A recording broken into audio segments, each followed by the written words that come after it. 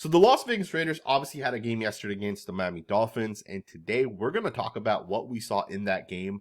Scott Turner obviously took over, and there were a lot of really, really good things that I saw on tape that we're going to talk about. But before we get into the actual offensive side of the football, right, because Scott Turner did so many things differently than Luke Getsy, I actually want to do things differently in this video where I want to talk about the defense first and foremost. Because in yesterday's game, I think it was the worst defensive performance we had seen from the Raiders this season. Not only could the Raiders not get off the field, but guys were confused.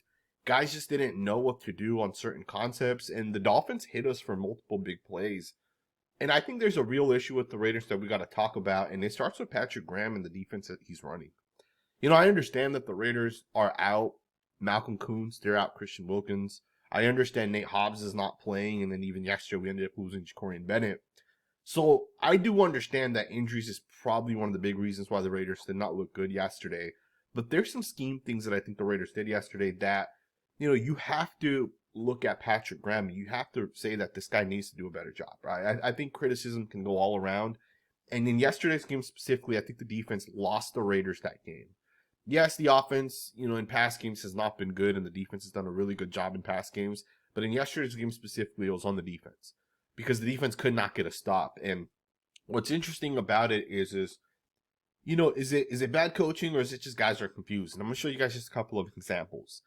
You know, things don't really make sense. You know, you look at this play here. This is a 4th and 2. This was essentially the second drive that the Miami Dolphins had the game. You're looking at a 4th and 2, and the Raiders going to come out in a cover 2 man-to-man defense. And the Miami Dolphins are going to just hit Tyreek Hill on this short cross, and they're going to pick up the first down. Jack Jones is trying to stick with Tyreek Hill. And some people will say, you know, Jack Jones should be Nnamdi Asomugha and he should just shut down Tyreek Hill. But I look at it like, what are we doing with the defensive play call and kind of what we're showing up front? You know, Jack Jones covering Tyreek Hill is questionable. Man-to-man, one-on-one, it's questionable. Tyreek Hill is the best playmaker in the NFL. He's the fastest, quickest wide receiver in the NFL. Why are we one-on-ones covering Tyreek Hill against the Miami Dolphins team where, you know, Mike McDaniels is going to ISO out Tyreek Hill and he's going to get him the football? That too, why are the safeties playing 30 yards deep when it's 4th and 2? This team needs 2 yards.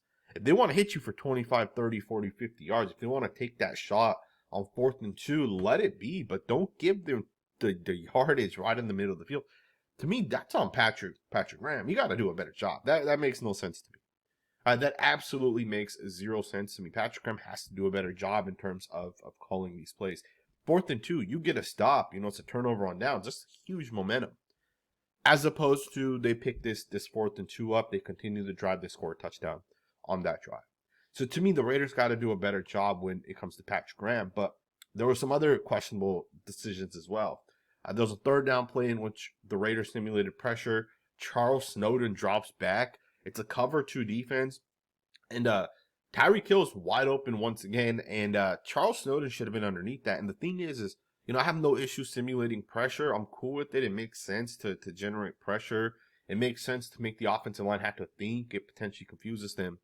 But the issue I have with that play is, why is Charles Snowden not being taught to, hey, turn your head and look and see who's the closest defender and get underneath it? Because if Charles Snowden just gets a little bit closer to Tyreek Hill, Tua Tagovailoa is not going to throw that pass. Instead, he's going to go down for a sack on 3rd down, and you're going to force a punt.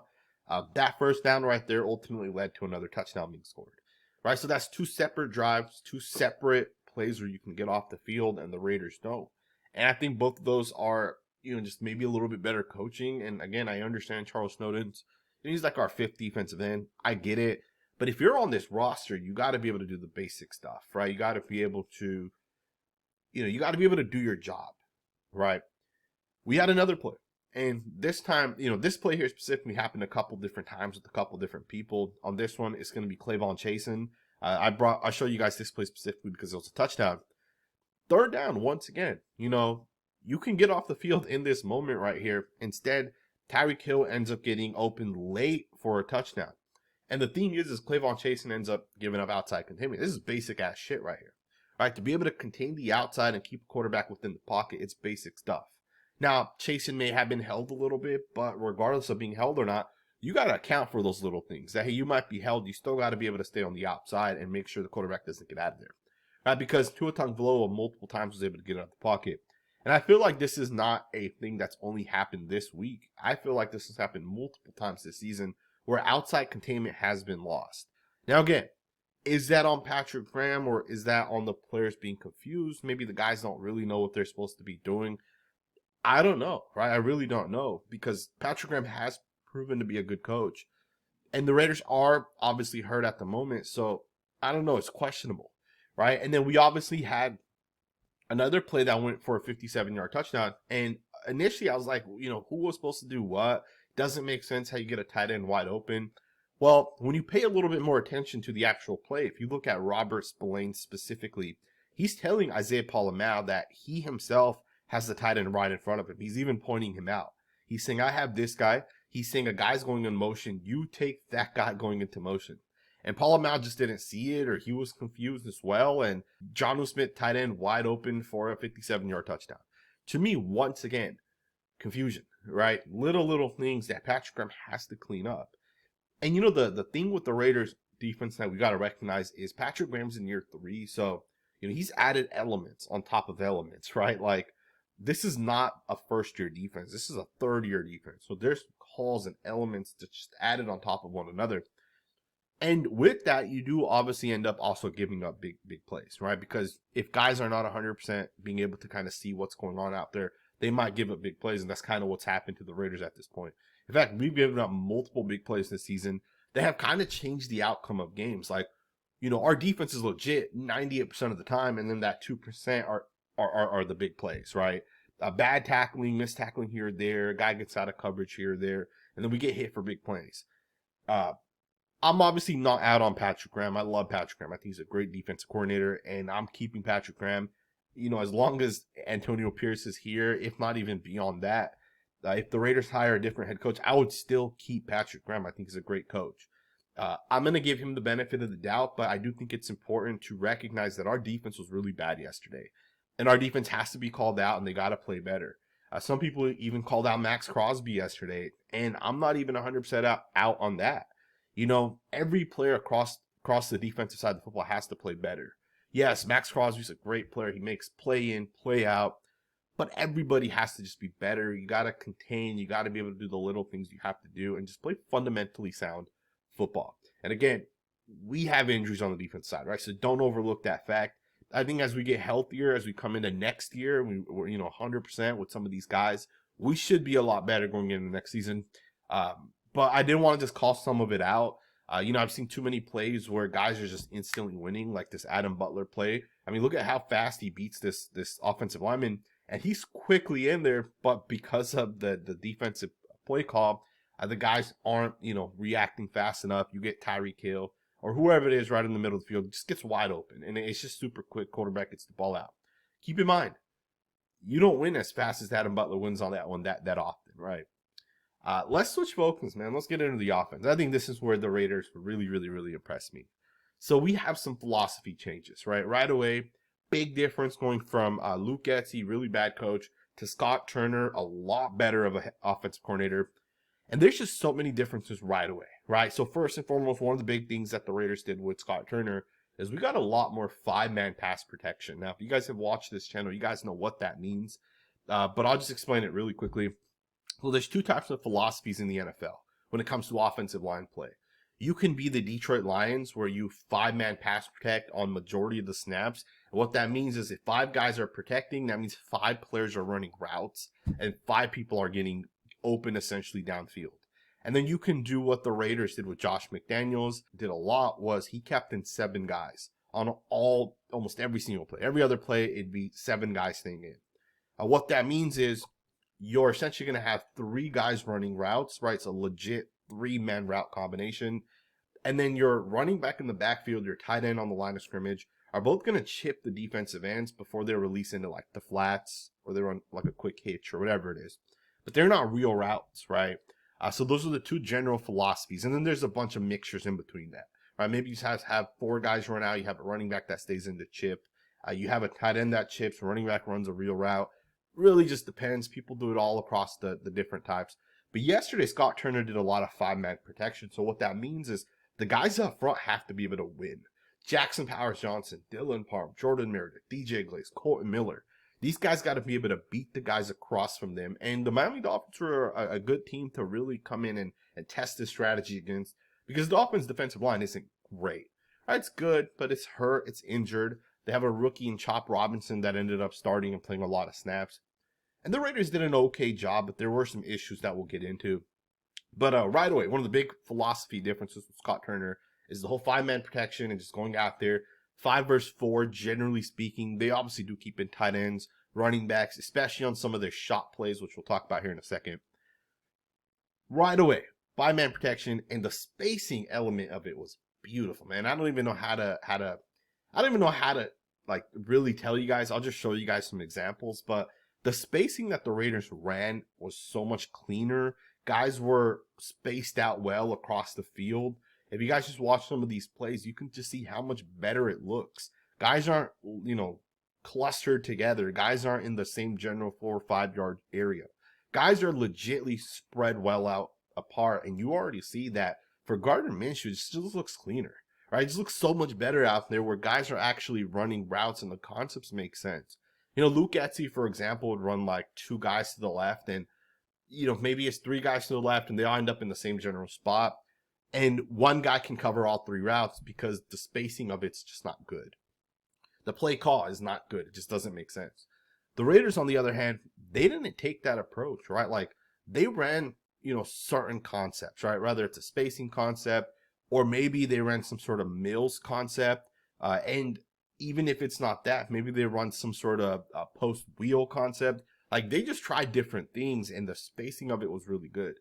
And to me, that allows your offense to be a lot better because, Gardner Minshew can throw it for 4 or 5 yards on first down and second down. And on third down, we're not in 3rd and 11 on every single play, right? To me, that was a big surprise to be able to see. Now, I'll be honest with you guys. I did not think Scott Turner was going to be much of an upgrade over Luke Getsy, but it is a night and day difference.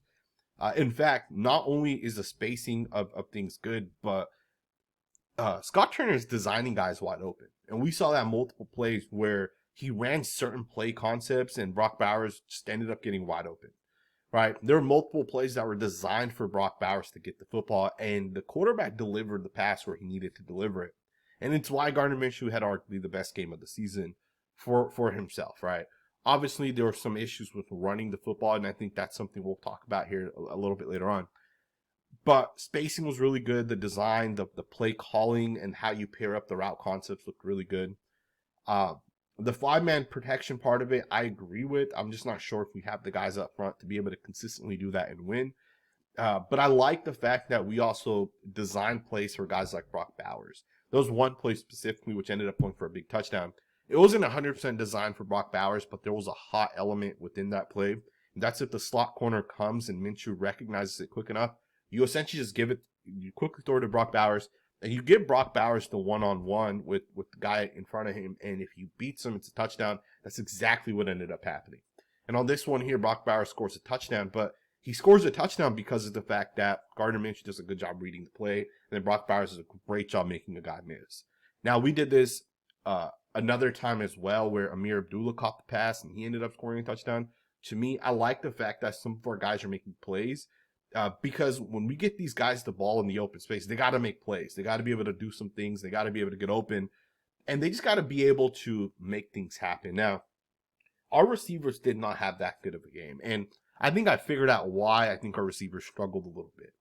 So the first thing we got to recognize is there's the quick game, right? The quick passing game, which is going to be 1-step, 3-step drops, spacing concepts, sticks concepts. Dragon, right? All the little things where it's like quick 2, 3, 4 yard routes. All that stuff worked really well, right? But then when it came down to creating like those big explosive plays, right? They're called shot plays, or just kind of designing plays where it's 15, 20, 25 yards downfield. We didn't hit those plays yesterday. In fact, I watched every single one of the Raiders snaps. I counted 6 plays in where the Raiders tried pushing the ball deep. Of those, only one actually ended up hitting, right? And that was a 22-yard pass to Trey Tucker. That was, I think, in the 3rd or 4th quarter. But that was the only play that the Raiders designed that was a deep concept design that the play actually hit. And on that play specifically, we ended up keeping multiple guys into to help block, right?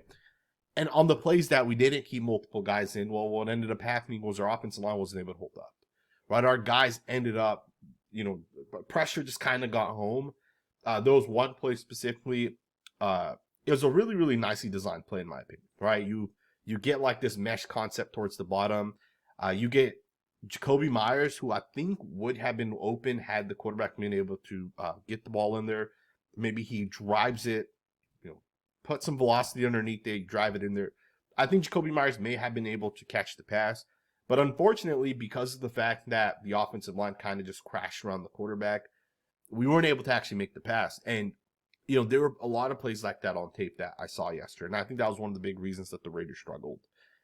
There was a play where the Raiders designed a dagger concept, or it was a deep, deep, deep dagger, and it was one of the 5 or 6 shot plays that they had, and Jakobi Meyers was open once again. The pocket collapses, and then instead the quarterback checks it down to Brock Bowers. The check down's not a bad thing, right? But you want to be able to take those shots deep because sometimes it's 3rd and long, and you want to be able to take those shots deep, right?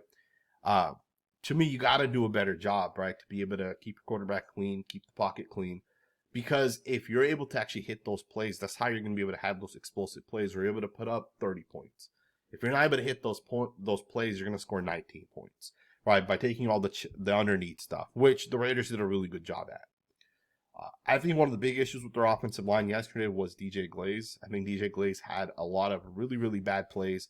Multiple times there were plays where, you design things, you want to get guys open. Maybe they're like 3rd and 3, 3rd and 11, and he ends up losing. And I'll just give you guys a couple of examples. Those are 3rd and 11, 3rd quarter. This was the first drive that the Raiders had the football in the 3rd quarter. And Chop Robinson's going to end up beating DJ Glaze. Now, the thing with this play is the quarterback didn't have the time to actually get the ball out. So he ends up just kind of throwing it up to Michael Mayer. And you can see the pass is almost intercepted. He was kind of hurried in this throw. But here's the thing within this play. If you keep the quarterback clean on this play, you come out in a 3-by-1, you're going to have essentially 3 different route combinations. It's really dagger, but you have 2 other routes on top of that dagger that it's hard to stop because of the fact that you got one guy running a deep cross, you got another guy that's running deep, and then you have a guy that's running a dagger. So it's essentially 3 separate routes, and if the quarterback has time, you can pick and choose, and usually the dagger comes open on this play, especially against cover 3, which the defense was in. And if one of the corners, takes away the dagger, well, then one of the other 2 guys gets open. But the thing with that play specifically working is you got to have time, right? And again, I didn't really see this play get called a whole lot when Luke Getsy was out there. And in fact, I don't know if this play was called at all. Dagger was, right, but specifically just the way it was designed, right? The route concept, the way you get, come out in a 3-by-1, the spacing of it looked good, right? And I almost feel like the Raiders came out and they ran the same, spacing wise, they ran the same play like 6 times, and it worked. Most of the time it worked, and it does work, right? But the deep concepts did not work, and again, DJ Glaze was a part of that. There was a 3rd and 3 in which DJ Glaze lost. This was a play in the 4th quarter. He ends up losing right away. The quarterback runs out of there right away. He throws the ball away. We had a red zone issue where Michael Mayer chips with DJ Glaze. The quarterback's looking left. He quickly comes back to the right. He's pressured. He tries throwing it to Michael Mayer. Mayer catches it and kind of falls as he catches it. But if that's a better pass, that's potentially a touchdown. We had to settle for a field goal. We lost 4 points on this play right here. To me, DJ Glaze just has to do a better job, right? There's a lot of plays where he just didn't do good enough of a job. Now, if you guys go to PFF's not always accurate, right? Because sometimes the quarterback runs out of there when the pocket collapses, and they might not say, hey, DJ Glaze gave up a quote-unquote pressure, but from the quarterback's perspective, if that right tackle is not doing a good job, then it's going to impact the quarterback a little bit. I think DJ Glaze probably had 6 snaps where he lost, and you can feel that pressure. Dylan Parham probably lost once. Powers Johnson lost once. Meredith lost maybe 2 times. Miller did a really good job. I don't know if he lost at all, to be honest. But I do feel like, DJ Glaze is a rookie, so he will have to obviously develop and get better, which he will. I felt like the Raiders' offense was a lot better, right? We came out and we designed a Yankee concept, and these plays did not end up hitting. But like the Raiders came out, they designed a Yankee concept, and they decided we're gonna take a shot on this play. We're gonna see if we can hit the defense. It didn't work, right? Those are plays where that's what you want to see. You want to see if something's open, great. If not, throw the ball away. We had another play where the Raiders designed a post wheel. You design a specific play to see if it hits. If it doesn't, oh well, move on to the next play, right? The Raiders did this multiple times where they're trying to design certain concepts. Because look, you're not going to run a post wheel on every 4 or 5 plays, right? It doesn't work like that in the NFL. In the NFL, you design maybe like, 6 to 12 of these shot plays. And then outside of that, you want to keep the chains going, right? You want to run spacing. You want to run some sort of sticks. You want to run some sort of, flat route. You want to run some screens. You want to just do things differently. And you'll take some shots every now and then as well. For the Raiders, those shot plays did not really work.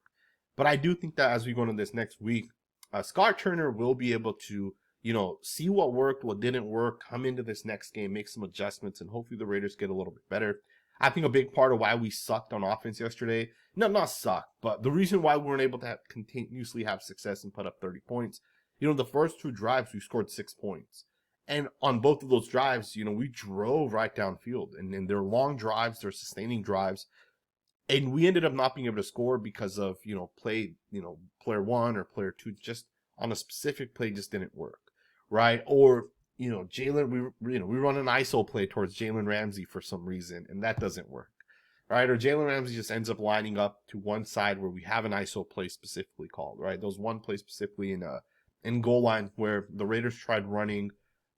It looked like to me they were trying to get Jacoby Myers on some sort of fake in, back out toward some sort of route concept like that. And it just didn't get open, right? Just did not end up getting open. Jalen Ramsey happened to be the corner on that side. And maybe Gardner Minshew doesn't have that, hey, I'm going to flip the play. I'm going to make some sort of adjustment or audible or whatever it is. Because not every NFL offense works like that, right?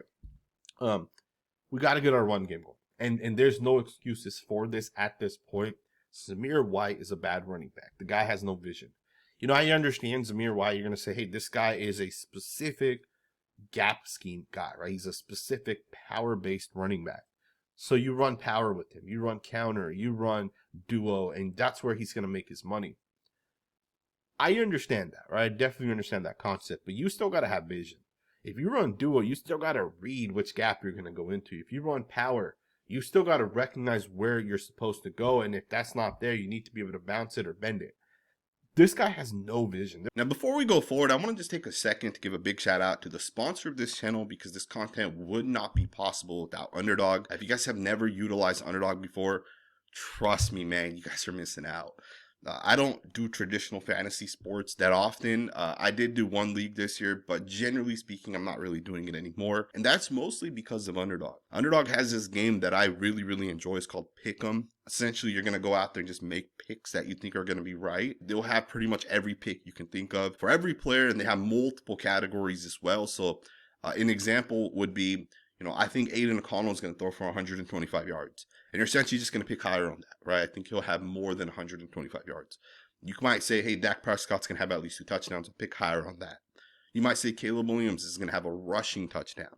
And some of those stats also give you multipliers, right? So usually for quarterbacks rushing and in, right? That's something most quarterbacks aren't doing every single week. You'll get like a 4x multiplier on that. So depending on the multiplier, depending on how many picks, you can turn $5 into $400, $1,000, right? Whatever it ends up being. Obviously, it depends on the multiplier, but Underdog to me is one of those places that I pretty much do every single week at this point. Very fun. It makes like watching the Jets and the Dolphins without Tua makes them interesting, right? So check out Underdog. If you guys have never used them before, it is the best place. Trust me when I say that. Go to underdogfantasy.com, use my promo code that you guys see on the screen, or use the app. I recommend the app. So let's get right back into the content. This guy has no vision. There was one play specifically that stood out to me. There was like 10 yards of a cutback option for him if he just looked left. Instead, he just ran right into his offensive lineman. That makes no sense to me. You got to do a better job if you're a starting running back in the NFL. And it's crazy to me because I had seen this last year. Right? I said this last year. I said, Zamir White, I'm not sold on him because, although he had, I think in the last 4 games, he had like 400 yards or whatever it was. Or whatever, I don't think it was even 400 yards. I said, although he looked good, you know, he had like 8 plays that made up like 50% of that production. You minus those 8 plays out, he averages less than 4 yards per attempt. To me, Zamir White was never proven to be a good running back. And in fact, I think Alexander Madison's a lot better. And I know he got hurt yesterday. He ended up taking a big shot. I think it was a passing play. He caught the ball. He took a big shot, knocked him out of the game. But the Raiders should, at this point, not even keep Zamir White as... I don't even know if you need to keep him on the roster, to be honest, right? I think you're better off... And Amir Abdullah is not even a legit running back, but you're better off just giving him carries. You're better off giving Dylan Labe carries. Bring back Sincere McCormick. Bring in whoever else it is. Zamir White's not a good running back. It just doesn't make sense to me why they keep trying to run the football with a guy that's not good. Right? Zamir White is not good. And I don't know why they kept him around. I don't know if he's a really good practice player or what it is, but Zamir White's not good. And to me, the Raiders' inability to run the football was a big factor to the Raiders not scoring more points yesterday. If the Raiders averaged 5 yards per attempt and they ran the ball 20 times yesterday, you're keeping that defense honest and your shot plays work a little bit better, right? So the Raiders got to be able to fix that part of it, and I think they will. I think the offensive line did look better yesterday in terms of how they communicated. I think Joe Philbin taking over as the offensive line coach obviously makes sense for the Raiders because he's a better coach than James Craig, right? He has actual experience with that. And then, of course, Scott Turner bringing in Norv Turner, I think that's going to help Scott as well. And I think our offense is just going to be more efficient. You know, I'm not expecting the Raiders to go undefeated from this point forward. In fact, I don't even really care, right, what happens with the rest of the season. But what I want to see is I want to see improvement, right? And I saw that yesterday from the offense. The defense might have taken a step back, but I think you can write that off to injuries a little bit. And we got to recognize that Antonio Pierce is likely going to be the Raiders coach as we go into next season. Antonio Pierce is most likely not going to be moved. So with that, you got to find an offensive coordinator. And if Scott Turner is a good coach, you keep him as your offensive coordinator because nothing's guaranteed. You know, everybody's like, hey, fire Antonio Pierce, go bring in Ben Johnson. What people don't realize is Ben Johnson can take any job he wants, right? And there's going to be like 6-7 jobs available. The Jags will fire their coach. The Bears are likely going to fire their coach. Why would any coach take the Raiders job where you don't have a quarterback over Trevor Lawrence and Caleb Williams? Why would you take that if you're an offensive coordinator like Ben Johnson, right? And then that doesn't include the teams like the Cowboys. That doesn't include a team like the Saints. That doesn't include a team like, you know, what if the Raiders get the 4th overall pick, but a different team has the 1st and 2nd overall pick? It doesn't include that either, right? So there's just a lot out there where you're not guaranteed to have Ben Johnson. Every team out there wants Ben Johnson. The Raiders are not going to get him, truth be told, right? You're going to most likely keep Antonio Pierce, and you're going to have to just find an offensive coordinator out there. And the good thing is there's a lot of good coaches out there that are good coaches. If it's not Scott Turner, if the Saints bring in a new coaching staff, that means Clay Kubiak may be available. If Mike McCarthy gets fired, he may be available. And I think Mike McCarthy as an offensive coordinator is a good offensive coordinator. And there's a lot of coaches like that around the NFL. Brian Dable might end up getting fired. So we'll see what ends up happening. Let me know what you guys think in the comments below. Thumbs up, subscribe, and I'll see you guys next time with another video.